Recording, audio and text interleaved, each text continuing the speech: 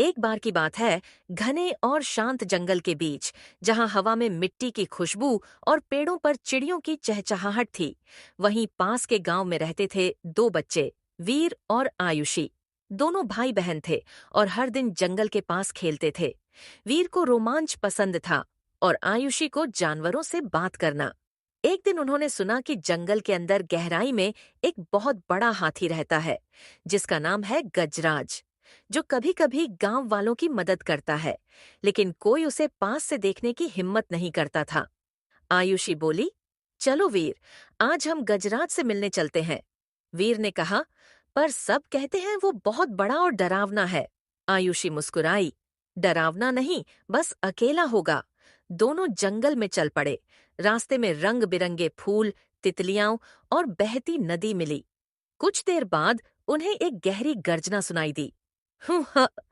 पेड़ों के पीछे से एक विशाल साया उभरा। वो था गजराज। उसके लंबे दांत, बड़े कान और शांत मगर गंभीर आंखें थीं। वीर डर कर पीछे हटा, पर आयुषी आगे बढ़ी।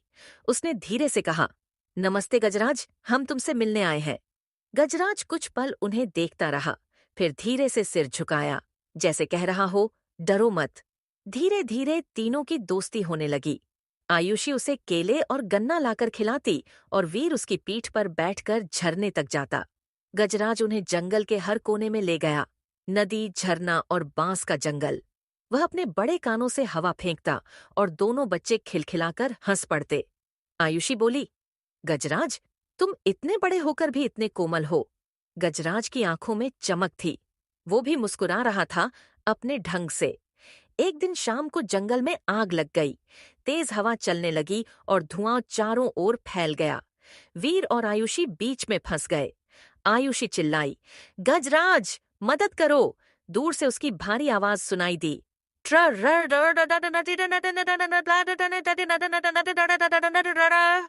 गजराज दौड़ता हुआ आया। उसने अपनी सूंड से दोनों को उठाया और नदी की ओर भागा। वह अपनी सूंड से पानी भरकर पेड़ों पर डालता गया, जब तक आग बुझ नहीं गई। वीर और आयुषी सुरक्षित थे। दोनों ने गजराज की सूंड को पकड़कर कहा, तुम सिर्फ ताकतवर नहीं, हमारे हीरो हो। अगले दिन सूरज की पहली किरण के साथ पूरा जंगल फिर से हरा भरा हो गया। पक्षी गा रहे थे और नदी बह रही थी। गजराज पास खड़ा था। आयुषी ने उसके माथे पर हाथ रखा और बोली, तुम्हारी वजह से ये जंगल बचा है। वीर बोला, गजराज, अब तुम हमारे परिवार के जैसे हो। गजराज ने अपनी सूंड उठाई, जैसे आशीर्वाद दे रहा हो। फिर उसने जोर से चिंघाड़ा, जिससे पूरा जंगल गूंज उठा। सच्ची ताकत सिर्फ शरीर में नहीं, बल्कि दिल में होती है। जो दूसरों की रक्षा करता है, वही असली वीर होता है। ये हेलो दोस्तों।